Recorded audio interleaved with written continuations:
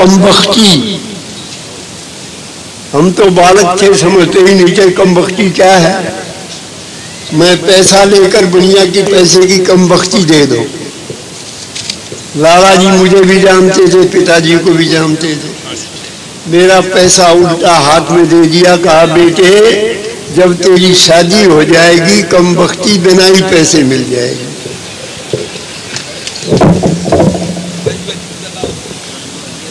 उस समय तो मैं बात को समझा नहीं, लेकिन जब महर्षि दयानंद की शरण में आया और उनके ग्रंथ सत्यार्थ प्रकाश को पढ़ा तो 5वें समुल्लास में एक वाक्य आता है जो महर्षि दयानंद ने लिखा है, हृदय से निकला हुआ है। वो क्या है? जो स्त्री व पुरुष विद्या वृद्धि धर्म वृद्धि करना चाहे वे विवाह नहीं करें। आर्य समाजियों ने शायद पढ़ाई नहीं इसको। पढ़ते तो ये जो आबादी दिन रात बढ़ती जा रही है और मनुष्यों के रूप में पशु पैदा हो रहे हैं, तो ये पशुओं की वृद्धि ना होती। आज बार बार सब कह रहे हैं सन्यासी चाहिए, ब्रह्मचारी चाहिए, वानप्रस्थी चाहिए। आए कहां से? वो तो आपके घर से निकले।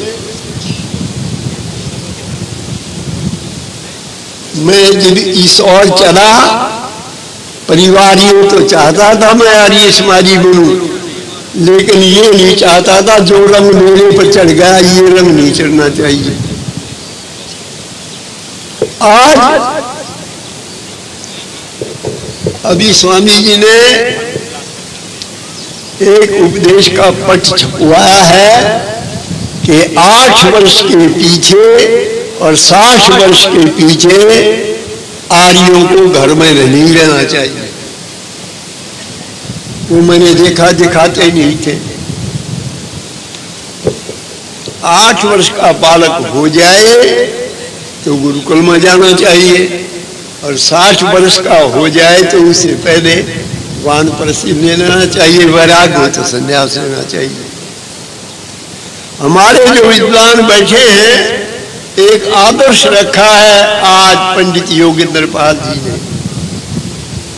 आर्य समाज में बहुत विद्वान हैं, लेकिन गृहस्थी रहते हैं सारी आयु, वानप्रस्थ नहीं लेते।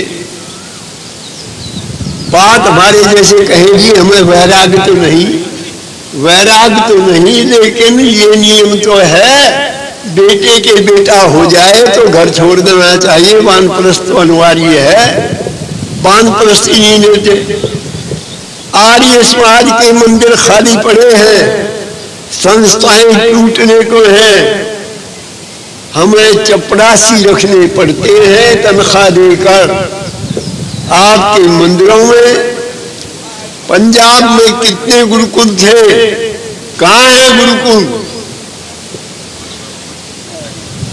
पंजाब वो प्रांत था जिसने ऊंचे से ऊंचे विद्वान सन्यासी दिए आर्य समाज को। स्वामी श्रद्धानंद और स्वामी दर्शनानंद होते तो आपके गुरुकुल खुलते ही नहीं। हरियाणा में जो गुरुकुल है स्वामी श्रद्धानंद जी की देन है। 5 गुरुकुल थे, लेकिन आज 30 गुरुकुल है, छोटा सा प्रांत है। मैं मुंजाल जी को विशेष रूप से शुभकामनाओं के साथ आशीर्वाद देना चाहता हूं। उन्होंने कन्या गुरुकुल खोला है, लुधियाने के अंदर खोला है, मुझे भी लिखा, औरों को भी बुलाया। तो बिना गुरुकुल के आपका जो परम धर्म है, वेद सब सच्चे विद्याओं का पुस्तक है। वेद का पढ़ना पढ़ाना और सुनना सुनाना सब आर्यों का परम धर्म है, सबसे बड़ा धर्म है वेद का पढ़ना पढ़ाना और सुनना सुनाना। ये वेद पढ़े पढ़ाए जाएंगे कहीं सिवाय गुरुकुलों के? और गुरुकुल भी बहुत से स्कूल बना दिए लोगों ने। जो सबसे बड़ा गुरुकुल था हमारा, काम तो उसने ही बिगाड़ा है, जो गुरुकुल कांगड़ी है उसको यूनिवर्सिटी बना दिया। जिस दिन यूनिवर्सिटी बनाने लगे, मैंने कहा था गुरुकुल तो समाप्त हुआ। स्वामी सर्वानंद जी महाराज बैठे, उनके शिष्य हम सब हैं। यहाँ जो पढ़ाते हैं ना विद्यालय, संस्कृत के अक्षर तो सिखाते हैं, लेकिन पढ़ाई क्या है? वो पढ़ाई है जो अंग्रेजों ने चलाई थी। कोई शास्त्री की परीक्षा नहीं देता था, विद्यार्थियों को 100-100 रुपए इनाम देकर शास्त्री देना सिखाया उन्होंने, अनार्स पढ़ने सिखाए। आज समय थोड़ा है, मैं जब संन्यास लेने की सोचने लगा तो मुझे समझ में नहीं आया संन्यास किससे लूं। बड़े बड़े सन्यासी के चले गए, बहुत खोजने पर एक ही बात समझ में आई, इसमें उन बड़ों की परंपरा को चलाने वाले कोई हैं तो स्वामी सर्वानंद जी महाराज हैं। मैं आर्य समाज फिल्लौर के जलसे पर आया था, वो जलसे से ही मैंने उपवास किया और अपने ब्रह्मचारी जो परोपकारी सभा के आजकल कार्यकर्ता मंत्री है धर्मवीर को भेजा कि स्वामी जी कह दो मैं सुबह आकर संन्यास लूंगा। मैं आया मठ में, स्वामी जी महाराज ने कृपा की, आशीर्वाद दिया और संन्यास लिया। नाम भी वो रखना चाहते, मेरे से पूछा, मैंने कहा मैं तो ओमानंद नाम रखना चाहता हूँ। मैं आज एक पवित्र काम उनके हाथों से करवाना चाहता हूँ। महर्षि दयानंद जी महाराज ने संस्कार विधि ऋग्वेदादि भाष्य भूमिका और सत्यार प्रकाश में एक गुरुकुलों की पाठ विधि लिखी है। उस पाठ विधि को चलाया गुरुकुल कांगड़ी में कुछ समय और उन्हें चलाया फिर छोड़ दिया। उसके चलाने के लिए क्या कठिनाइयां आती हैं, मैं आपके आगे एक छोटी सी चीज रख रहा हूं। ये पुस्तक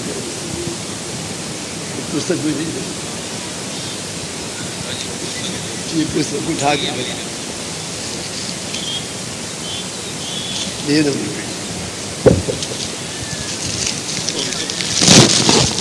अष्टाध्यायी छोटी सी पुस्तक है, लेकिन उसको समझने के लिए ये 6 पुस्तक मैंने लिखवाई है। 6.5 लाख रुपया खर्च हुआ है इन पर। अब ये पूरी हुई है तो इनका विमोचन मैं चाहता हूँ पूज्य स्वामी जी के हाथ से कराऊं। कीमत तो 650 है, लेकिन इस विद्यार्थियों को के लिए हमने आधी कीमत में देना है, 350।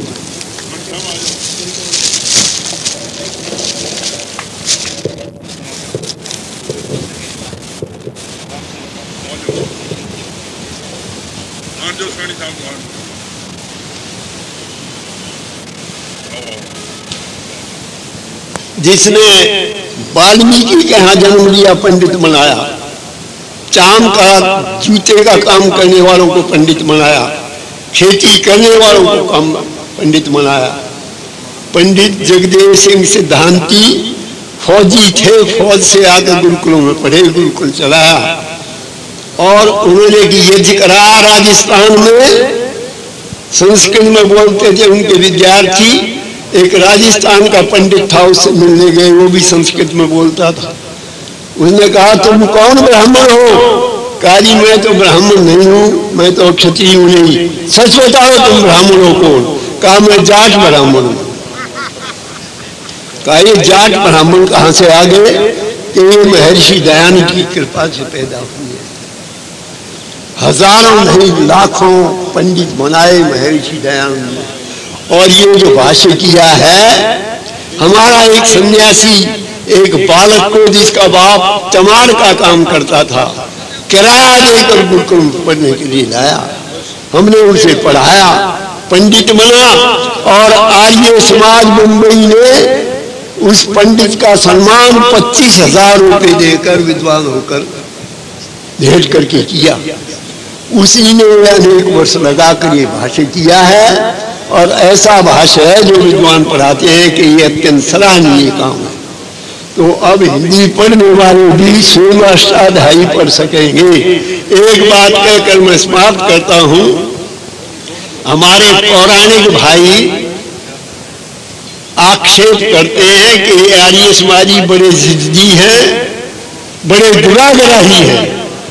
मुझे विद्वानों ने कहा अष्टाध्यायी के सूत्र ही लघु कौमुदी में है, वही सिद्धांत कौमुदी मनोरमा में है। आप लोग उनको नहीं पढ़ाते हैं, अष्टाध्यायी पढ़ाने का आग्रह करते हैं। विद्वान थे तीनों। मैंने कहा एक सूत्र का आप अर्थ बता दो। बोले क्या? मैंने कहा हलंचम का अर्थ बता दो। मेरे मुंह की तरफ देखने लगे, क्या अर्थ बताऊं? हलंचम का अर्थ तो वही बता सकता है जिसने महर्षि दयानंद की बताए हुए मार्ग से अष्टाध्यायी पढ़ी हो और उसको याद उपदेशे अच अनुनासिक सूत्र हो, वहां से इच संज्ञा आए तो हलंतम का अर्थ निकलता है अंतिम हल की इच संज्ञा होती है। मेरे मुंह की तरफ देखते रहे और हाथ जोड़ कर गए, आपकी बात ठीक है। तो मैं कहना चाहता हूँ स्वामी दयानंद की महती कृपा है, 2 अक्षर हमने पढ़े और इस अष्टाध्यायी का पाठ 8 वर्ष तक लगातार मैंने रोज किया है। इसके प्रति श्रद्धा थी और इसको पढ़ाने के लिए हम लगे हुए हैं। और जितने गुरुकुल हैं मुझे सम्मानित किया मुंबई वालों ने, 11 लाख रुपया दिया। मैंने कहा मुझे नहीं चाहिए, वहीं रख दिया। मेरे नाम से उन्होंने बना दिया, कहा इसका ब्याज दे देंगे हम।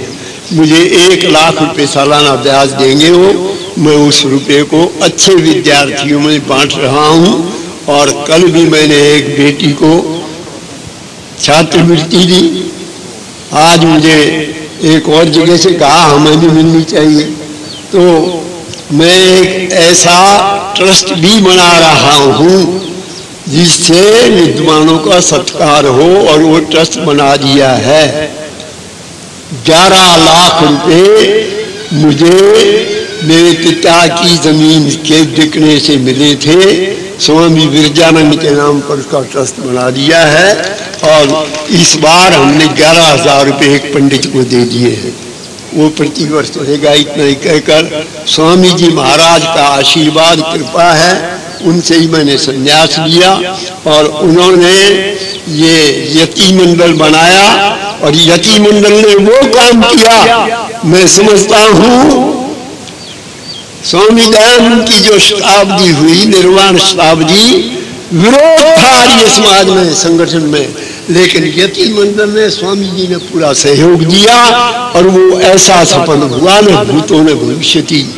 10 लाख आदमी आए जिनकी भोजन की व्यवस्था, ठहरने की व्यवस्था और सबसे बढ़िया भूतों ने भविष्यति ऐसा हुआ।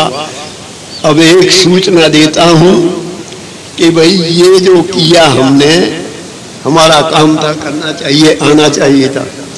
किंतु स्वामी जी का जन्म तो हरियाणा में और झज्जर जिले में एक गांव में सासरौली में हुआ है। हम ये शताब्दी सासरौली में मनाना चाहते हैं और अहंकार से बताया मुझे परमात्मा, यहां से अच्छी मनाना चाहते हैं। छोटा सा दान, सबसे पहले 11,000 रुपया मैं दे रहा हूं उसके लिए, और 1100 रुपये दे हजारों लोग देंगे।